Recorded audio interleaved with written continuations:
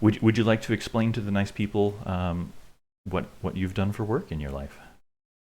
Sure. Most of my career has been centered around NASA, in particular Goddard Space Flight Center, and I did radiometry there, which is study of light, and in particular, I ran a clean room where we had lots of light sources in there, and we would characterize and calibrate satellite instruments and aircraft instruments and ground instruments, mostly stuff that was looking at the atmosphere and the oceans and things like that that had to do with climate science. So we would do a lot of pre-launch calibrations on things and special ground instruments that would come back from the Amazon and stuff. We would do characterizations of those as well. Mm-hmm. So that was my previous career. Now I'm retired. You've got time to work on the important stuff, right? Yeah, yeah. And your work with NASA, I believe, is connected in some sense to your introduction to game design. Would you like to talk Oh, about? yeah. Yeah, Uh, that may have even come before that. Um, but yeah, I met Andy Looney when he was 14 and maybe I was 15 or 16. I don't know our ages anymore. Um, but we met in an Explorer post that was based out of NASA that had to do with technology. And so we became buds there. And then Andy uh, did a lot of writing and he did a lot of cartoons too at the time. But ultimately, he was the one that came up with this concept for Ice House. And then I developed the rules. A lot of people tried to. That's where I learned most of my beginning game design concepts. Of play testing, very simple stuff that I didn't know anything about when I was doing that because I didn't I didn't know what game design was. I was just trying to make this game design mhm. from one of Andy's stories. So um, I guess that's mostly how I started it. Even before that, my grandfather he actually made a game and sold it until he was shut down by some large company, Parker Brothers or Milton somebody. Bradley. Yeah. Yeah, Parker Brothers, I think. Yeah, because they had monopoly at the time and they wanted to keep a monopoly. Mm-hmm. So they were doing cease and desist on a lot of games that were coming out. Mm-hmm. Uh, And your if I remember right, you and Andy met at a party because your dad's worked at NASA. yes, Is that right? absolutely. Mm-hmm. Yeah, his dad, he was one of the founders of Goddard Space Flight Center, Mm-hmm. as far as I know. Probably one of the first 50 people in there. That was a long time ago. My dad worked at NASA after a career in the Air Force, and and then yeah, because of them, uh, we both got interested in not only NASA, space flight, all that sort of thing, but also that's what got us into the Explorer post to begin with. There was Yeah. a group 1275, I think. Uh-huh. So Andy wrote a story and had some a story about this fictional game, which you then went on to actually bring into real life. There are there's another board game called Tack that has a sort of a similar history. It was in a novel, and people liked the novel and said, "Hey, could we have an actual game called Tack that is like this?" And so they Yeah, made it, and it's really I've quite played popular. TAC. I've played TAC twice, and both times were with James Ernest. Okay. And I Wow. haven't played it since, but I just got a copy of it like last week. So I just have to convince Mm. somebody to learn the rules again with me and play. Mm. But yeah, Did you that's challenge him to Ice House? I can't remember if I've played Ice House with James or not. I don't think I have. But I You should. I think in some ways he was inspired by Ice House to make his own turnless game, which turned Mhm. out to be Falling, which is an Mm. excellent game. In my mind, it's better than Ice House, but it's quite a good turnless game. I don't know if you've ever played that. No, I've seen I've seen the cover, and I've heard that it's about falling and last person to hit the ground wins, which is Yeah, a yeah, delightful idea. But I yeah, haven't actually tried it yet. yeah. It's got great artwork on it, and it's a lot of fun when you get you know 6 people playing at the same Hmm. time, that sort of thing. Yeah, That's neat. So you invented Ice House, this turnless game for these yeah. pyramids that Andy had written about, and then Ice House got to be pretty big. This is so before the internet, just with Yeah. I've seen some of the mailers and newsletters you sent out for Ice House and making tournaments. Would you like to reminisce at all about those days? Oh, that's the problem. I don't have a very good memory. But I'll try. Yeah, I did put out for a long time. Uh, I guess an annual or biannual newsletter type thing called Hypothermia, and it was about new strategies we have learned and new results of tournaments and things like that. I and that was all, of course, also before the internet, mostly, and so it was all just mailed newsletter that was just mailed out to people, uh, put together by hand and Yep. just mailed out. uh, and Andy contributed to that as well, and other people contributed when they had stuff that they wanted to put in there. So it was that was an interesting age, of gaming.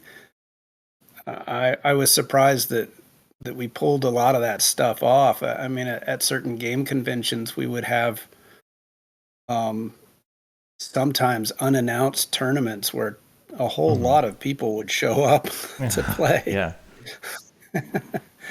and they became quite popular. I mean, for that game. Hmm. It's a strange game. There are no turns, and it turns into a game really of It's negotiating. it's basically a big pillow fight. Is Yeah. the what I With heard? pointy No, that's a pieces. yeah. Well, that's inside joke.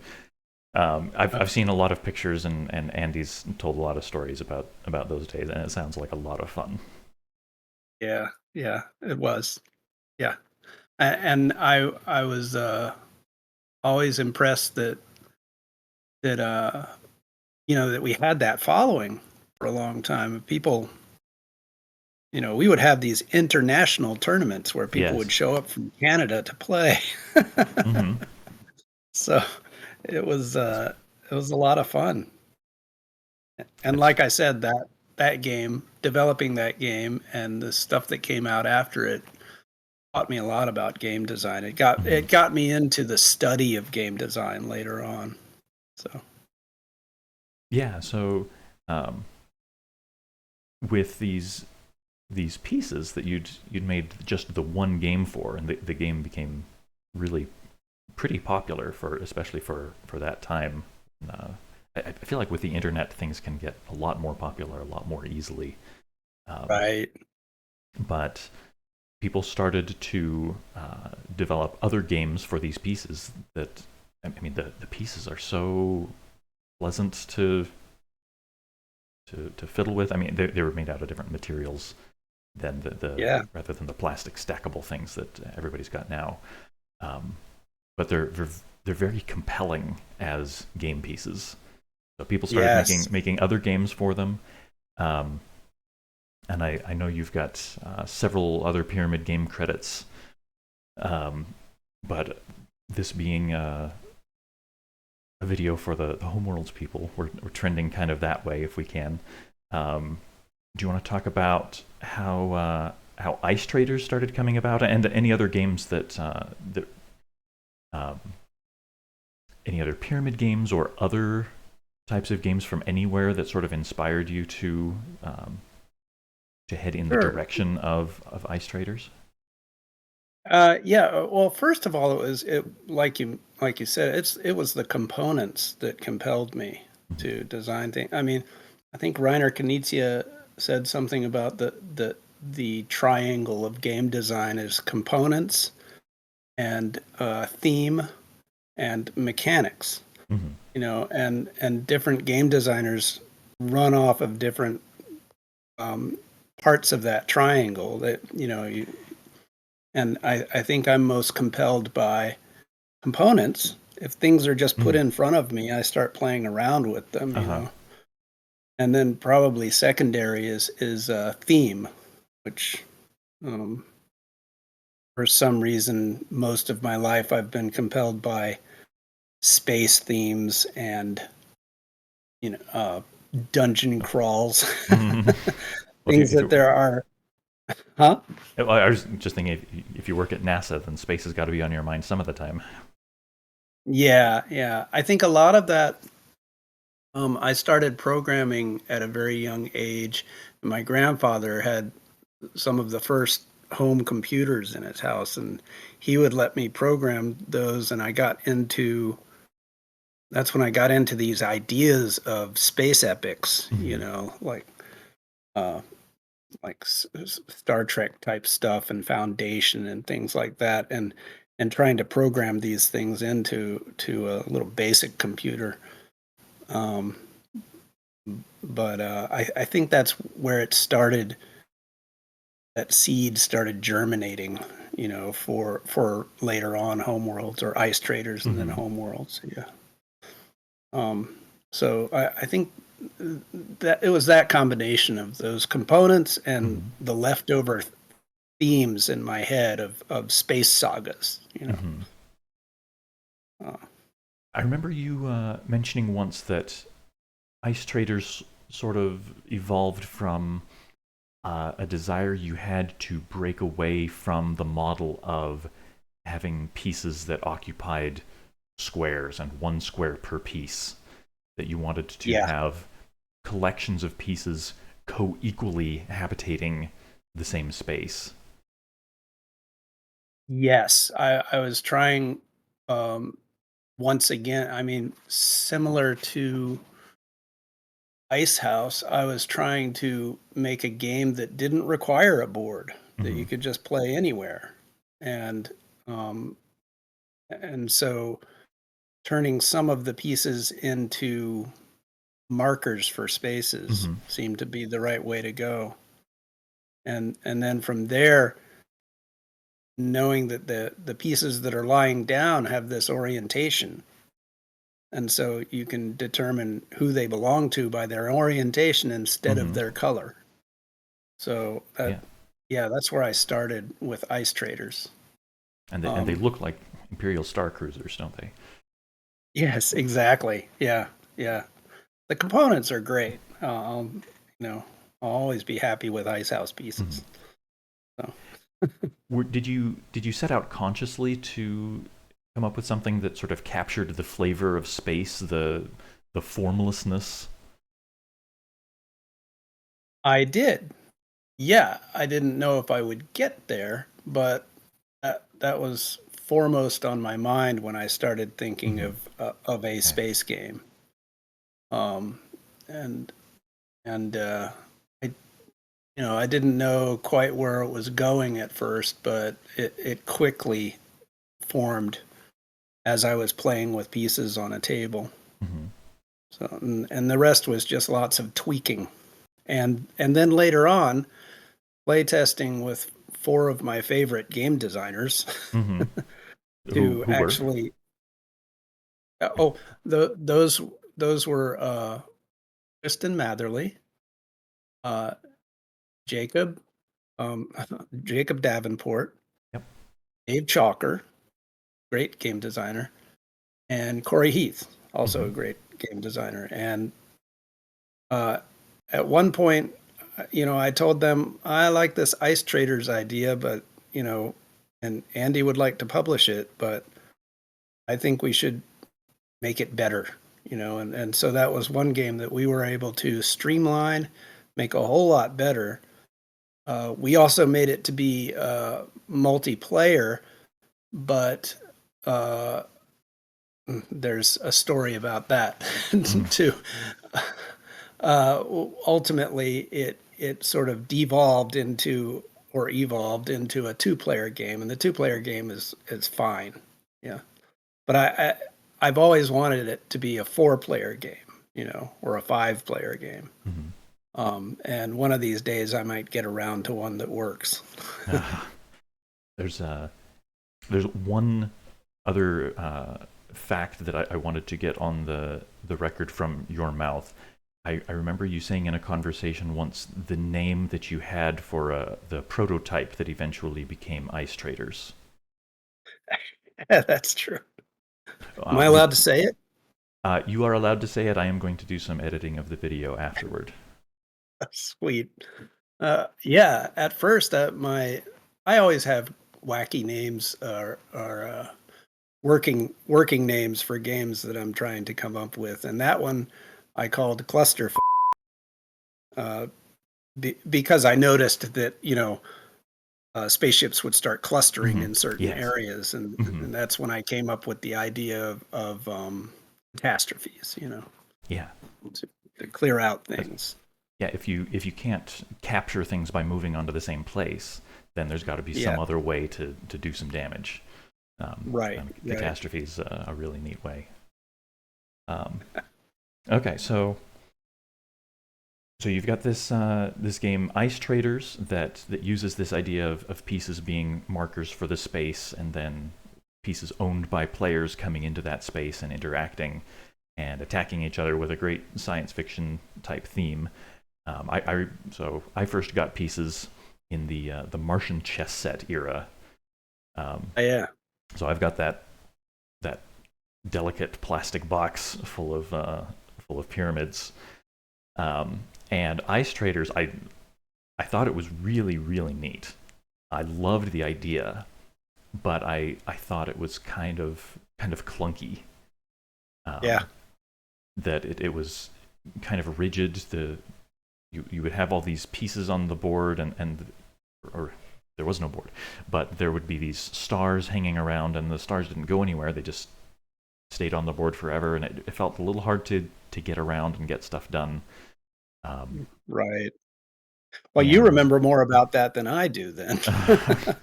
well, I haven't played it in a very long time. I just played a couple of games with my brother. Yeah. Um, but I remember when I first read over the rules for Homeworlds, I thought it seemed like it was going too far in the other direction. It was too fluid. Stars would just disappear for no reason if there were no ships there. What nonsense is this? Um, Yeah. do you want to say anything more about how that evolved? Oh, so I maybe I'll clarify for our younger viewers who haven't played Homeworlds with four people before that Yeah. as far back as Ice Traders, there was this idea that each player would have a secret alignment. Each player would Right. secretly be good or evil, and that would determine what players had to be knocked out of the game in order for you to win. An evil player Right. had to kill one other player. Good players had to collectively destroy all of the evil players, but you didn't know who was who. Right. Um, Right. you've mentioned before There that you was felt this. like that was you felt originally that was a really important part um, of making Ice Traders and then Homeworlds good. What would you like to say about that? Right. Well, uh, aside, I mean, the thing about Homeworlds and Ice Traders to begin with is that it's one of those games where all of the information is available to everyone, just like in chess. Mm-hmm. And this is why you don't really have four-player games of chess. No. If all of the information is available, you end up with a lot of problems with, uh, king of the hill type problems and analysis paralysis, all this sort of stuff. And so I was trying. I do this a lot. It might be it might be a problem that I have as a game designer. I will try to push the limits of these universal laws, about games, and one of those laws really is that if you have a game with more than two players, it can't have all of the information available, and there's different ways to sort of push that line, and one is to have too much information available so that people Hmm. just stop paying attention to some of it. One of it is, and another is to have hidden information either in the dice that you roll or in cards that you're holding secretly, things like that. And so I was with Homeworlds, I was trying to uh, push that limit where I could have as little information available to people as possible, secret information available to people as possible. And what I settled on was this sort of werewolf-y type um, thing where some people are evil and some are good. Um, it worked. It worked. Um, it wasn't fantastic. We were running on a deadline at the time for a book that Andy was publishing, and so we put it in there. I thought it was good at the time, and then as people played it more, we got better at seeing who was evil and who was good. And once you get good at that really quickly, it devolves into this all information is available to all players, and Hmm. and so now you have that problem. Um, so ultimately, it didn't work with four players, and there are other solutions that people have come up with for that problem to make it work with more than two players. But they're all sort of okay, and someday I'd like to come up with something that worked, but I haven't yet. Okay. So you're referring to, for example, King of the Hill is one way to play with more than more than two players. I mean, that's um, doesn't that King of the Hill or Last Captain Standing in particular doesn't feel like much of a solution. It's just you keep beating at each other until there's only one player left. Right. I consider This that to be a problem. Yeah. mhm. Yeah. And yeah, I in a game with this much interaction where it's so easy to do so much damage to another player if you aren't so interested in winning yourself anymore. It's really easy to say, okay, well, I'm not going to win, but by golly, you made me mad, so I'm going to make sure you don't win Right. either. Um, Right. Exactly. There's that's a lot of that can happen, and I don't think that's not a satisfying kind of game to me. So I think that's why the two player version has taken off so well, is because it cuts out those other players, it cuts out any kind of diplomacy or king yep. making, and in a zero sum game, it's just you and the other guy going at it. Um, Yep. Yeah. Oh, well, since I've been working more with cooperative games lately, I've wondered if I can turn it into, and I have some ideas for turning that or another space game into like a cooperative war game, mhm. which is which is kind of also Yeah, pushing buttons on game design problems, but it going in that direction might work okay too. for sure. You're actively working on that, semi actively. Yeah. Yeah. Okay.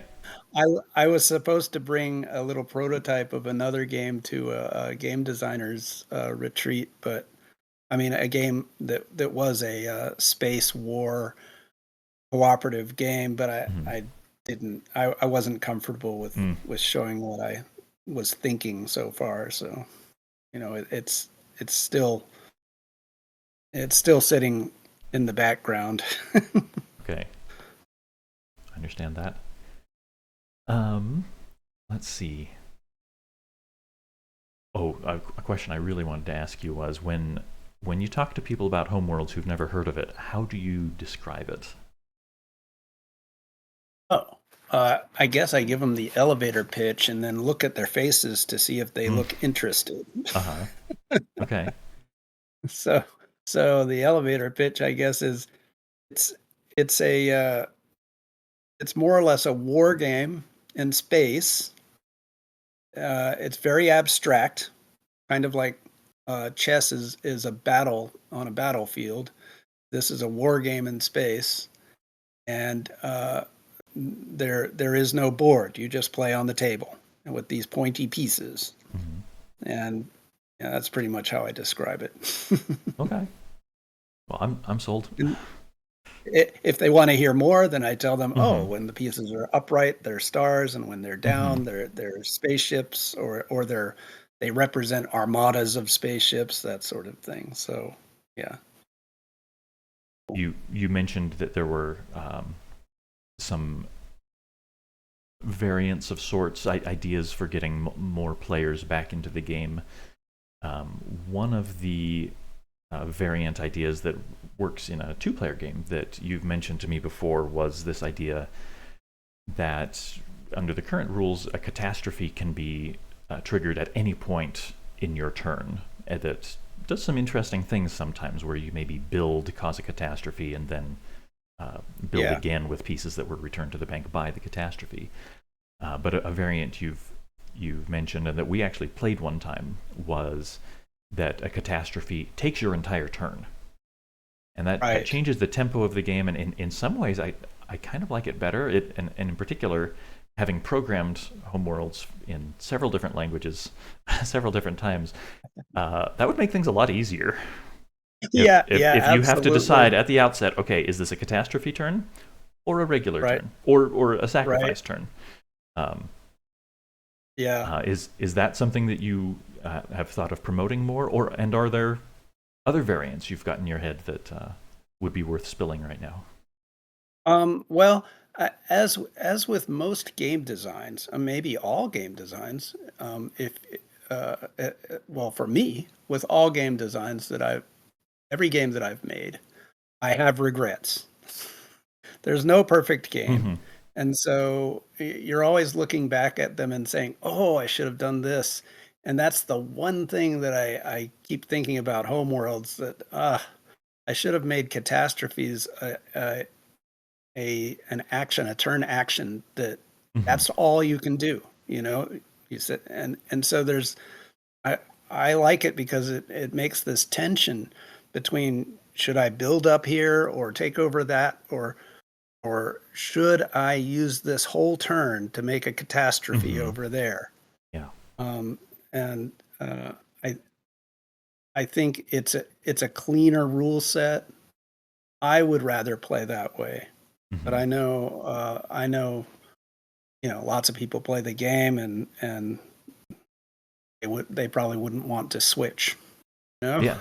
One of the beautiful things about that rule, though, is that it's something that you can, uh, in Homeworlds, players, you may not realize it when you're playing the game, but having programmed this a lot, players have a lot of freedom about how they do their turns.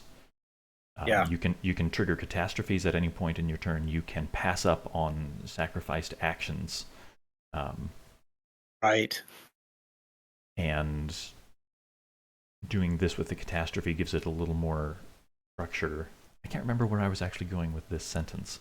Um, so I was going to say it's in any system that allows you to play Homeworlds with the current regular rules. The players can simply agree to, okay, if you cause a catastrophe, you have to pass all of your other actions. Absolutely. This is it it's not necessary to make it a rule, Hmm.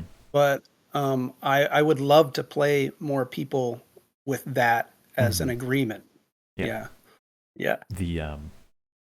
The one other rule that catches in my craw just a little bit sometimes that I think if I were in charge of Homeworlds, I would consider sanding off what I think of as a bump is that are allowed to temporarily abandon your homeworld, that it doesn't fade instantly. Right. Um, Yes. and Yeah, I there's timing issues there that are weird. so if you, for example, sacrifice, if the only ship in your homeworld is yellow and you sacrifice it and move a ship back into your homeworld, that's Yeah, allowed. It doesn't that's instantly allowed. Yeah. disappear. And when you're in a really tight spot like that in homeworlds, it feels Yeah. really nice to know, okay, worst case scenario, I just sacrifice my mothership and move Yeah. some stuff back in.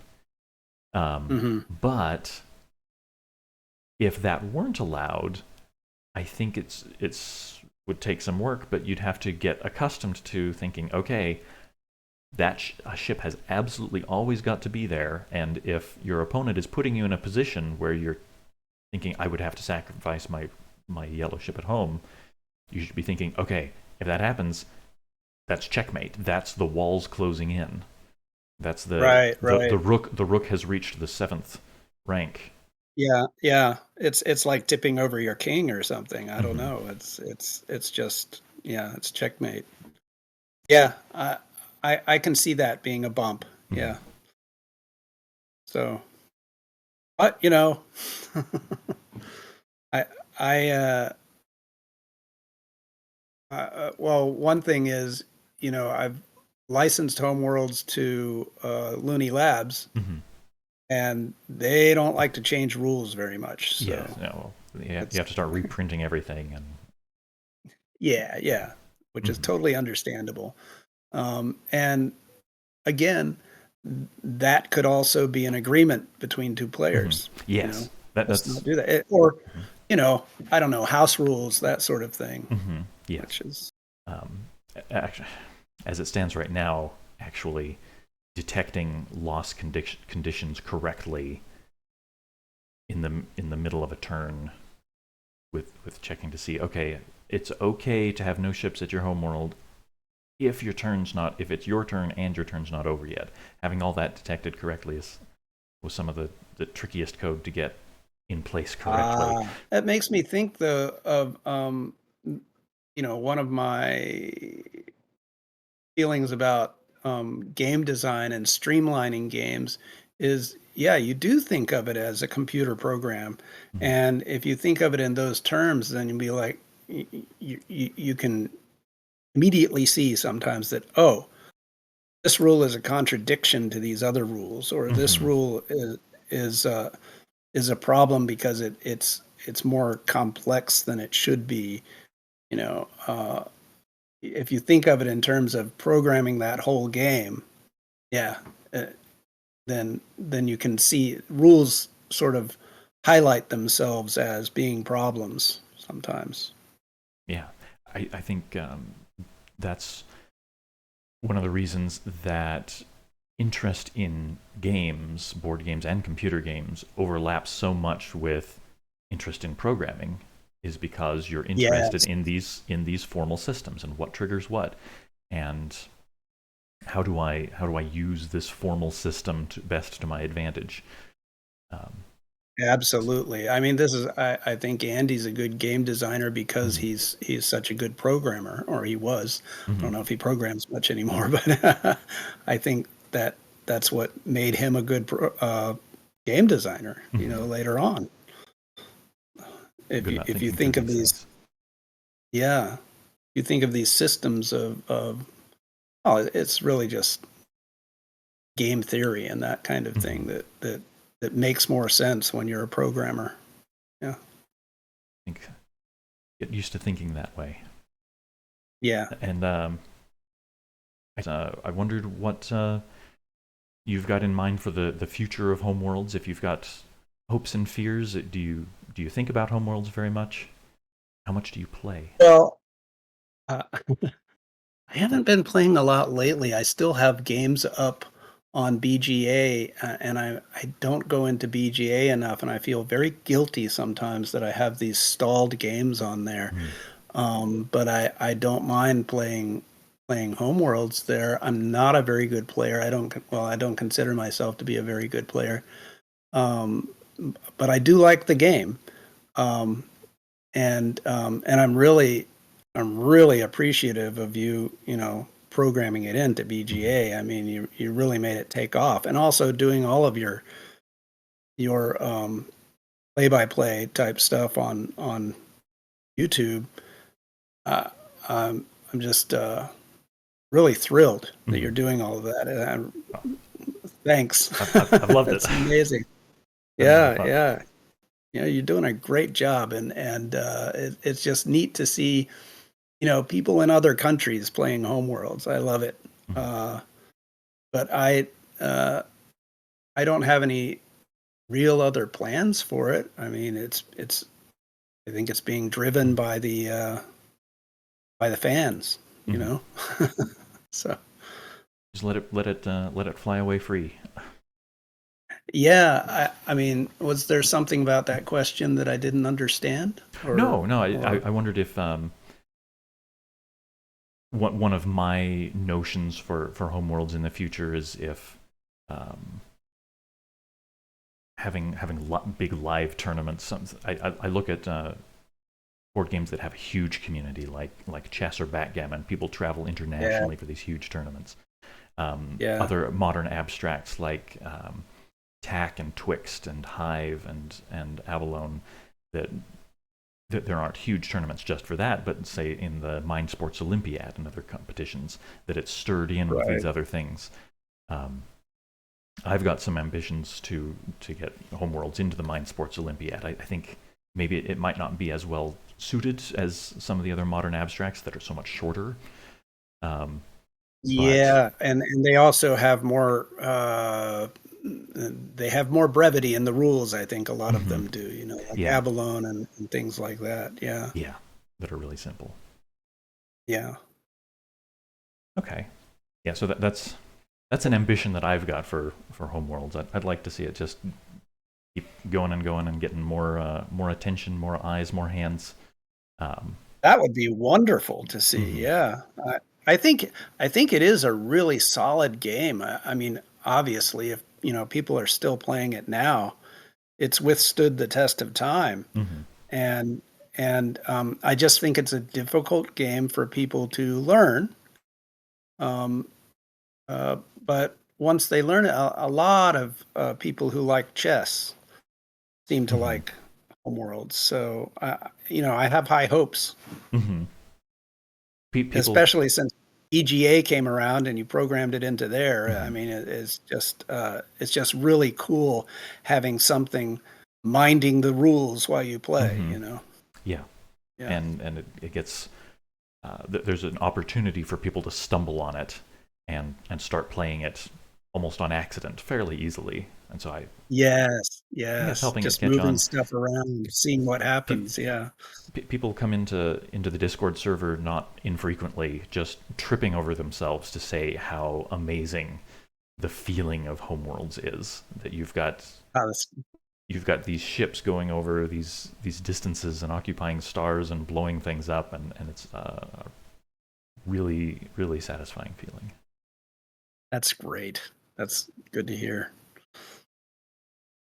That's mostly exhausted what I wanted to talk about with Homeworlds. I kind of wanted to start talking about your latest public project, The Gang, um, Oh yeah. and working with Kory. So um, Kory Heath designed some games that people might be familiar with. Zendo, Zendo. notably, and Mhm. did he do Zark City? He did one of the Not Zark City, Zarkana, he did Gnostica, yep, yep. and Rambots. Those are the big pyramid games. Zendo, Rambots, and Gnostica. I think we're Yeah, covering. also he did, he and I did a thing called, Zagami, Oh um, yeah, the I liked a lot. the amoebas eating each other. Oops. Yeah, Oh, I yeah. think you know what? I think I just broke. I think I just broke our video. Okay. Oops. Yeah. All right. I was checking. I was checking BGG and minimized the wrong thing. Uh-oh. Okay. I think we're Oh, is it back. back on? Yeah. Okay. Yeah, so you've worked with him before. Oh, yeah. Um, do you have a favorite Kory Heath game? My favorite Kory Heath game is Zendo. Although, Mhm. he has some other games that he's still working on, and I have really liked those games in production as well. Mhm. Uh, One is Uptown is a fantastic game, Yeah, I've played and Uptown. That's really good. yeah, and I think he wants to redo some of those rules and maybe put it out again. Mhm. Um, but but yeah, I can't speak for him though. Sure, no, Um, that's fine. I'm just hoping that he does that. And yeah, but it's mostly Zendo is a tour de force. It's just an amazing game. Oh yeah. And so I think I think right now that's my favorite. And also the gang. Here, I'll show you this. I don't know if Oh, you there can it see is. it We on got the it on camera. camera. Oh, that's Yeah, wonderful. it's a shiny box. Yeah, Yeah. yeah. I think that There- that fits um, with shiny poker chips and glamour and the shiny bank Yeah, vault. That makes sense. right. So that is a best way to describe that is it's a cooperative poker game. Hmm. So everybody's working together and it has a heist theme to it. So you're trying to rob these bank vaults and uh, and you're trying to rob these bank vaults before all of the alarms go off, and you're trying to do it all together. And at first, for a lot of teams working on this, you get like maybe four people playing this game. They might feel that it's an impossible thing to do, but that's the joy of this game is that it seems impossible, and then when you win the game or Hmm. when you win a hand just by the skin of your teeth, it's just uh, so much elation goes through the crowd. Hmm. It's Yeah, it's it's a lot of fun, and it's gotten me really interested in cooperative games in general. So I don't know. Hopefully, we'll come up with another thing. I don't know if we'll ever come up with something as good as the gang, but I'm hoping to come up with another thing later on. I We'll think. see. Well, so I think it's going to draw a lot of comparisons with the Crew. It being a Yeah, cooperative game that uses classical mechanics. The name, the gang, is similar to the Crew, same publisher as the Crew. I don't know how much they're going to market it as a companion to the Crew. Um, but if you listeners out there are fans of the Crew, then this might be a really good pickup. What you described just now, where you think it's going to be completely impossible, and then you just barely manage to eke out a win. That's one of yeah, the when that happens in the Crew. That is such a good feeling. I love the Crew. I can't wait, yes, and I can't wait to get my hands on the yes. gang. Um, Excellent, excellent. Yeah, it is quite a different game.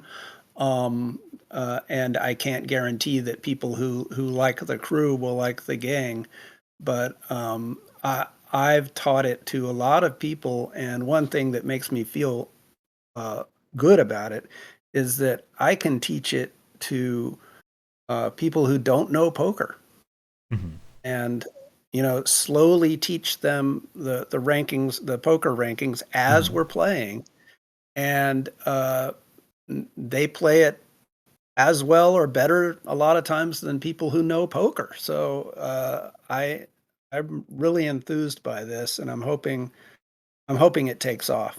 You know, so Yeah, well, I think we'll it's see. I think it's got every chance. Um, Yeah, Reviews that I've seen so far are really good. Um, it's got a big yeah, company, and I'm promoting it. So I mean, what could what could possibly go wrong? Um, nice.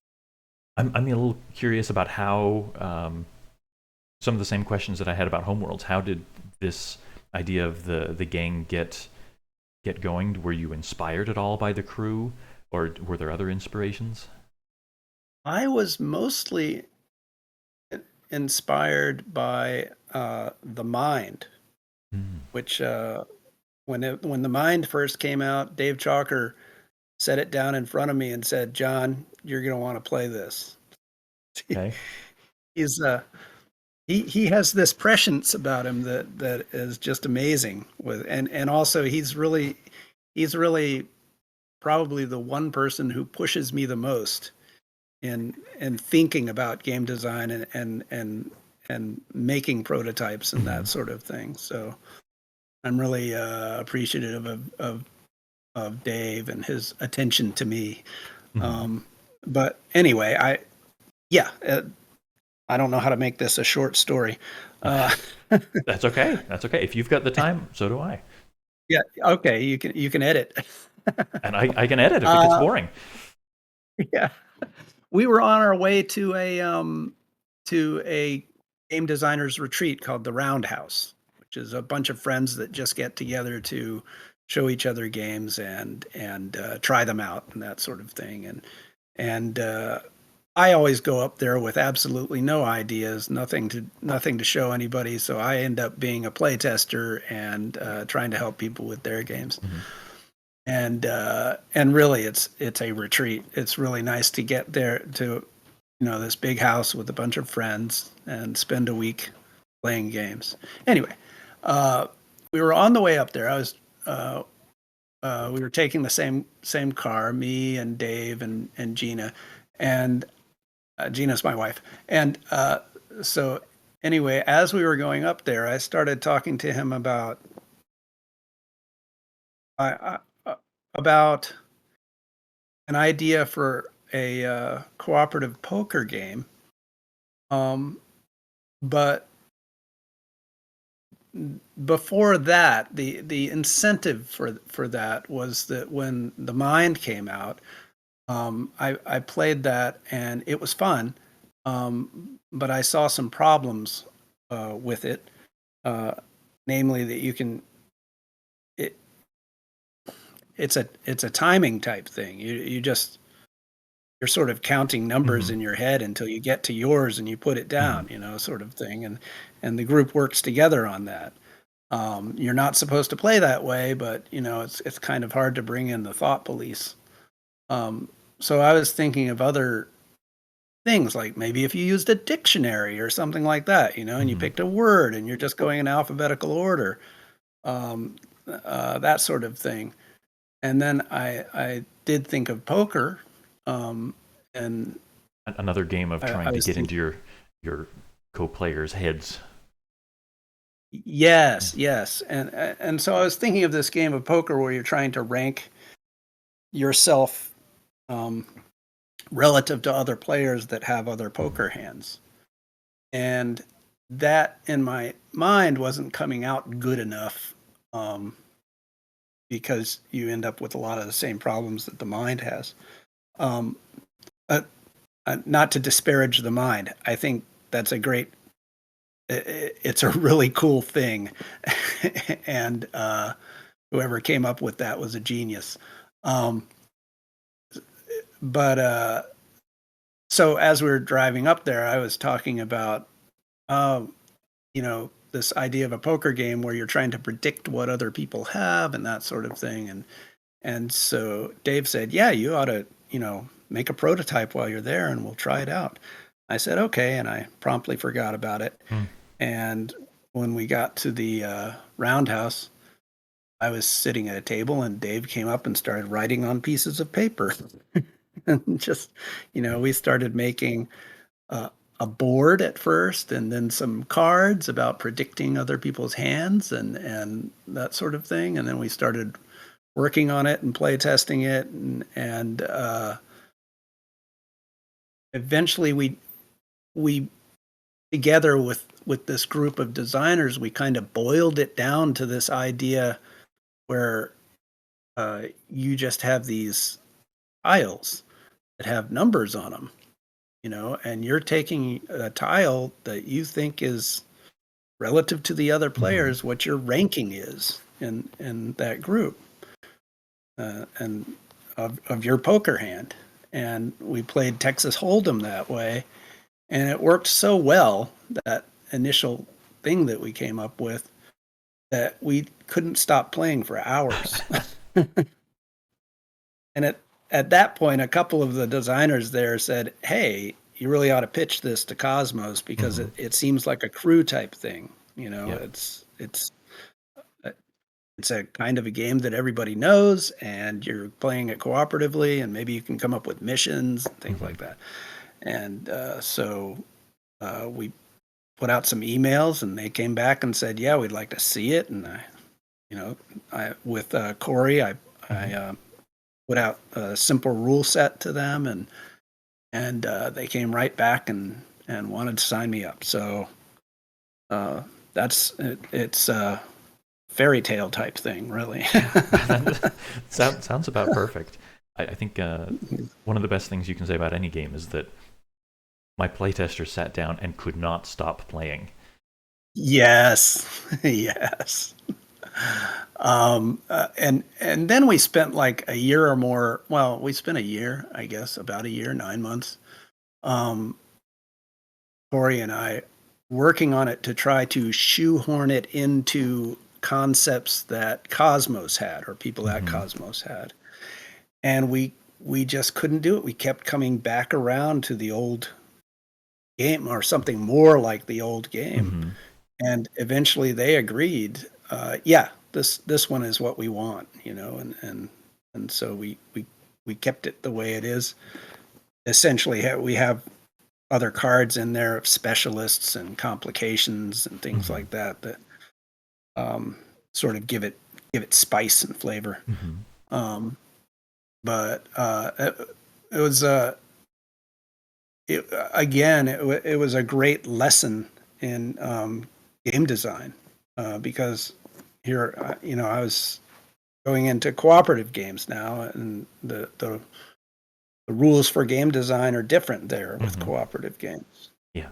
Um, so and I love working with Kory.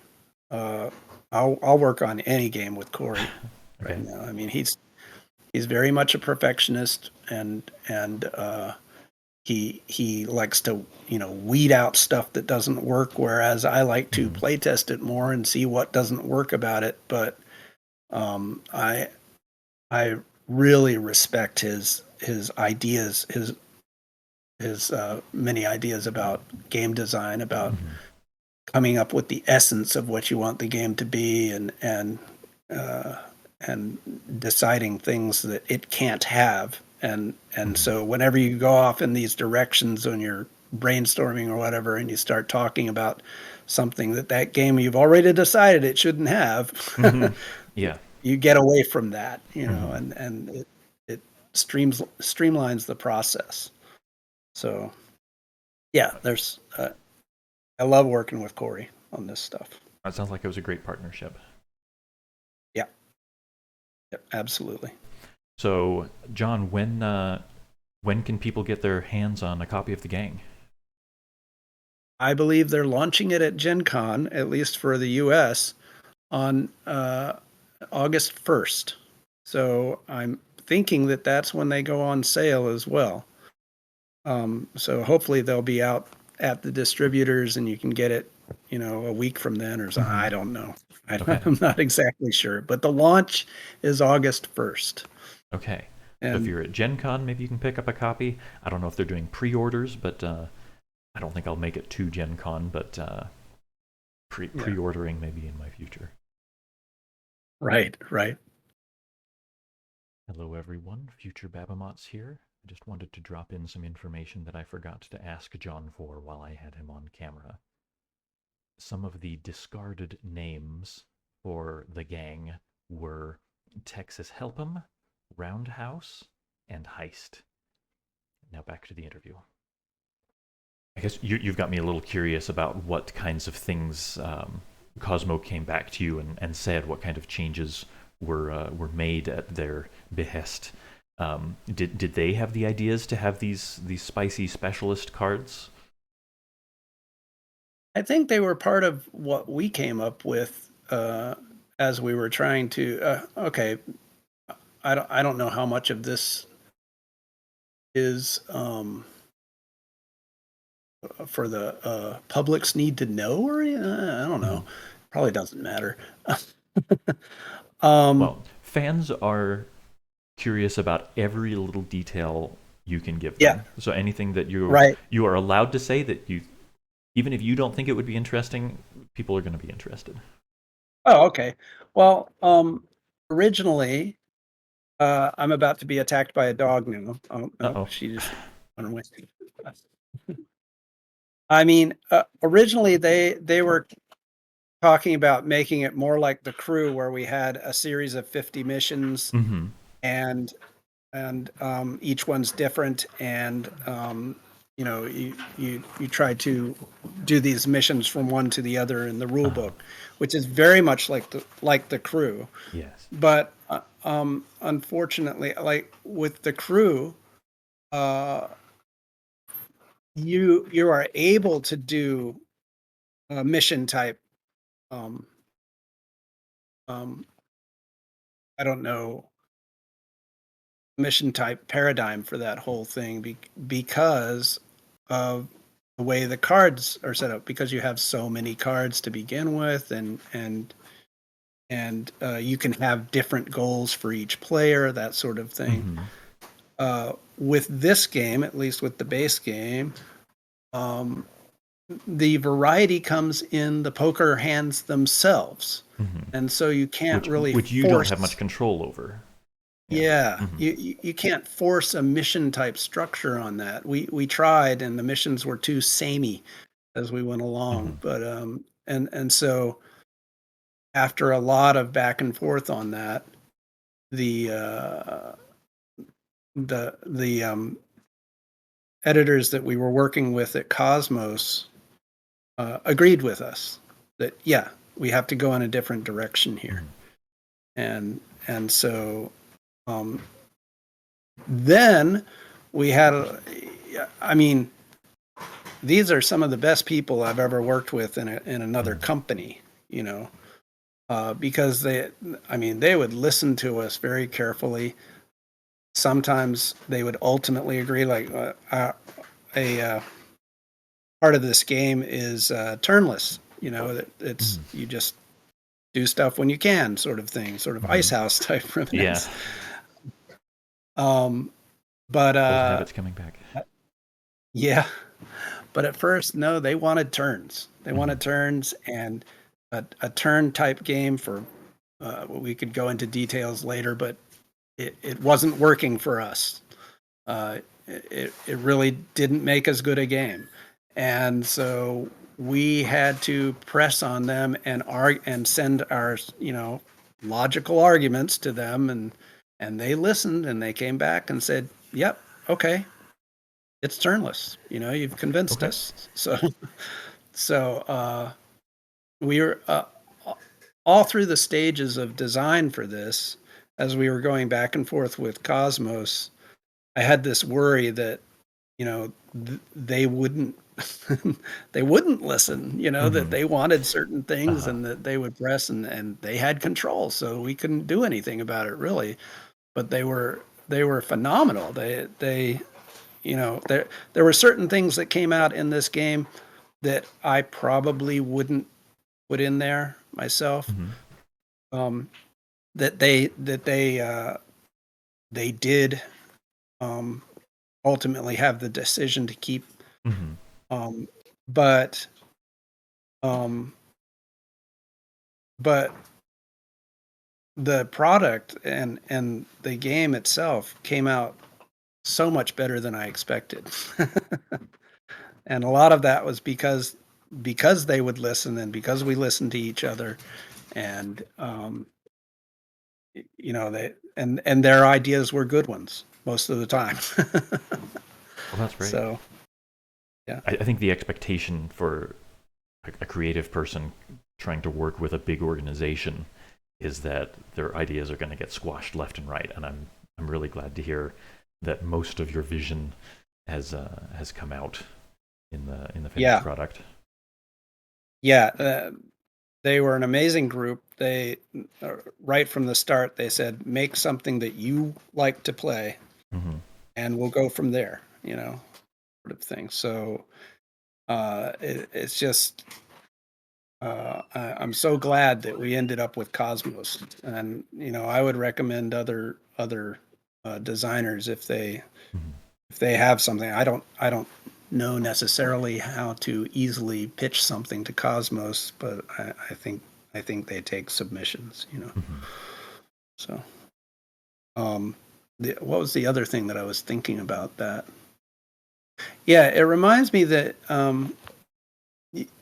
as a designer, at least a board game designer, I don't know about computer games, but as a board game designer, you can't design in a vacuum. There's just no way. Mhm. And so, me having, the other designers and playtesters that I could, get to play stupid games and that blow up in your face essentially Mhm. over and over again, and to talk about game design and designing certain things, and extra playtesters later on. We had this whole army of playtesters later on that would enthusiastically play horrible games, Mhm. and tell us what's wrong with them and that sort of thing. You're lucky to have patient people in your life like that, I think. Yeah, yeah, I'm very lucky, and this was all during COVID as well, so Mhm. we had to do stuff online, and it's just, but it's just, it just, it does remind me, I come up with a lot of game ideas, and then they just never make it to the table because I don't do that second step of making a prototype, bringing it to people, watching it Mhm. blow up in my face, because that's where you learn things, you know? Mhm. So, I encourage people who do want to do game design to make their prototypes, and try not to make them too fancy or anything, Mhm. because more than likely you'll have to change a lot of stuff, um, and be willing to get rid of things, and and and be willing to go out and find play testers. I think Unpub is a great idea. Um, as the convention Unpub. No, I'm not familiar. Oh, okay. It's this Is that convention where game designers can go to it and show their game ideas to people, and other people just go as playtesters. Mhm. Okay. So, Wow. Uh, that sounds neat. I'm gonna have to look that up. Um, yeah, I'm I have never designed a decent game. um, I've hard. I've started. I've listened to some podcasts on game design and things. I've got a few ideas. I don't think I will ever actually get anything put together, but it interests me anyway. Yeah, I think you have a good I think you have a good background for it. Mhm. I think you could do it. I think lots of people can. It's just Mhm. I don't know. What what stalls me is laziness and Mhm. a lack of discipline. Mhm. Yeah, Uh, I think for a lot of people, it's probably time as well. yeah, Um, yeah, I work full time and then tired, and then on the weekends, absolutely. that's when I get errands done, and then it's Monday Yeah. again. I Well, try to squeeze the other retiring stuff in the doesn't help. cracks. Retiring does not help. Retiring doesn't help because you're still busy with stuff, and yeah, maybe it's part of my procrastination or something, but I Mm. always have other things to do, and it's difficult to force myself to work on it. Sit down and Uh, focus. yeah, and so that's another reason I'm very glad that I had Kory, when designing the game, Mhm. the gang, Yes. because uh, he was fascinated in it, and he'd get me enthused, and then we'd Mhm. work on it for like 10 hours a day sometimes. Yeah. It was uh, a blast. Yeah. He was able to provide some of that motivation. Yeah, which again, I can't do it myself. There's Mhm. just no way. I continue to say you can't design in a vacuum. You need people around you to bounce Mhm. ideas off of. Yep. I think that's really great advice. Yeah. Let's see. Well, I'm down to my last couple of questions. Just asking you generally if there's um, what else um, are you passionate about these days, or whether it's I don't know active activism, or um, more designing games, or anything else, cooking. I don't know what. Is there anything you're really excited about these days? Wow, that brings up a whole other subject of obsessions. Mm. Um, Throughout my life, I've had these various obsessions that do not connect to each other in any way. Uh, and I always just find myself in it, when it happens, and I can't force it. I would love to be able to say, oh, the next thing I would like to be obsessed with is Hmm. gardening or something like Uh-huh. that, Yeah. and then just, it happens. But no, everything in my life that it's been accidental every time. And Hmm. so in a way right now I'm sort of like waiting for Christmas, what's the next obsession that's Hmm. going to come along? Because it's going to be something that I've never really thought about Hmm. before. I mean, in the past, I've been obsessed with, there was fencing. I got into that when I was Mm. very young, and I was on a fencing team in college. And um, then I've been obsessed with motorcycling. For 10 years, I didn't have a car because I got so Mm. obsessed with that.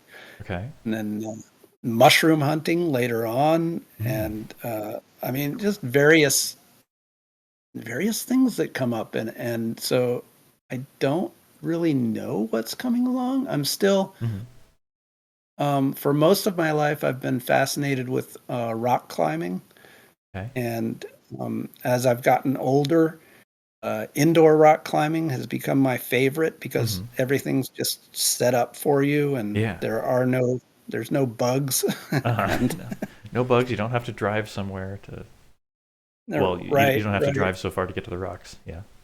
Right, all that, and so I'm still, I don't think I'll ever stop being fascinated with rock climbing. It's a mental and physical puzzle, and even as I get older and not as strong, I learn ways to kind of get better at the rock Hmm. climbing just by learning how I can move, Hmm. you know and learning techniques and strategies for balance and getting up the cliff. Yeah. Hmm. So I guess that's one thing that's still there. I'm trying to teach myself to read again, so I'm getting into science fiction books again, Mm. things like that. Um, and I think one of my favorites lately is another space saga. Uh, it's called Children of Time Children of by Time. Adrian Okay. Tchaikovsky. Hmm. I'm Um, not and familiar. it's a it's nicely written. It's got lots of good, rich science fiction in it, and it's Hmm. mostly I I would I would say it's mostly hard science fiction. So it's one of Okay. my favorite kinds of things where they're at least consistent with the physics. Yeah. I like my science fiction to be a little on the hard side. Yeah, yeah, And too. if with the title being Children of Time, that sounds like there might be time travel, or at least long periods of time involved. Yeah, without too much spoilers. Uh huh. It's not too much spoilers anyway. It it has to do with uh, su- uh, s- suspension. Going into Mm. suspension to go long distances to other Hmm. worlds, Okay. and that sort of thing. And also it has to do. It's kind of a double meaning in the at Hmm. least double in the title, because Okay. it's also includes a story. I don't see this too often, where they have stories in there of and main characters who are absolutely alien. You know, they're not like the Star Trek aliens where Hmm. they're like Yes, people with extra stuff on their foreheads or something. with nose ridges. Yeah. Um, yeah, these are actual real aliens Hmm. or close to it. And you know, they're more like spiders. So Yeah. um and I love those kind of stories ever since I read this thing by Hal Clement called, I think it was Hal Clement. He wrote Mission of Gravity, Okay. um, which is about these aliens on this world that's spinning so fast that it turns into it flattens Hmm. out, you know, Uh-huh. and so the gravity on the equator is much A less lot than the less. Yeah. gravity on Hmm. the inside, yeah, on the North Yeah. Pole or South Pole. Yeah. So it's that too is a fascinating story, and I love that kind of stuff where the story is about completely different beings, you know. So I guess that's mostly what I'm interested in lately. Hmm. That and TV. There's a lot of good TV. Yes. You got a favorite show or two that's on right now? Oh man, there's so much. There's Or are really good. you We're gonna or are you reaching into the past? Um, all growing not up, much. I thought of all TV as having aired already because it seemed like everything we watched, Yes. my mom had recorded on VHS. So I don't think Uh, I understood that there was such a thing as a TV show that was still being made, and, and yeah, and on TV there was mostly reruns when I was hmm watching it. yeah, So yep, yeah. But lately, I think we live in a golden age of TV right now. There's just so many good writers and so hmm many good things coming out. It's impossible to keep up, which is a lot like books. You know, hmm you can't see everything. So let's see. I don't know. What are some of my favorites? Uh, oh, I just started rewatching with Corey. Actually, I just started rewatching Gallivant, which okay, is from 2015, and that was my favorite series of that year. Um, way back in days of which old. is yes, exactly. Yeah, it goes into that uh, this very small genre of what I call the oh man, it just left my head. You're gonna have to edit this out. the Satire, parody. well, it's more than that. It's got music in it too. So it's like the you know that old Danny Kaye movie that for some reason I can't get my head to right now. You've never seen it. The Um, Court Jester. That's what Court it's Jester. called. Yeah. Oh my gosh. Yeah. I It's I sometimes still bust up just thinking about the Court Jester. yeah, yeah. Get it? Got it. Good. So yeah, it's just uh, yeah, I want more films to be like that. I want there to be more films like that, but I don't know. Anyway, so when Gallivant came around, I was like, oh, good, more court jester stuff, you know. Hmm. Yeah, yeah. A lot of there's some similarity there for sure. But I've also gotten into a lot of epics like Vikings. I'm really into Vikings. Mm. Um, what are some of the? Oh, The Good Place was amazing. Um, like that. Hmm. I Yeah, don't know. I enjoyed The Good Place. I, I I loved the ideas they explored in there. Yes, yes, lots of philosophy, um, and and uh, and very lots of rich jokes. I like them. Hmm. Yeah. Um, but those are. Yeah. I like walking in the woods with my dog still, Hmm. and that's all I can think of right now. Okay. Well, fair enough. I I'm really enjoying talking to you, but I think we're past an hour, and I think even with editing, we'll still be over an hour, and I don't want to push it too far for the video. I guess the last thing on my list is to say, is there anything else you'd like to say to your your fans, Homeworlds community, upcoming fans of the gang? Uh, Thanks for being out there. And if you find any problems with a current game that I've made, let me know. I You don't never want have to put much down of the an wrenches. exactly, exactly.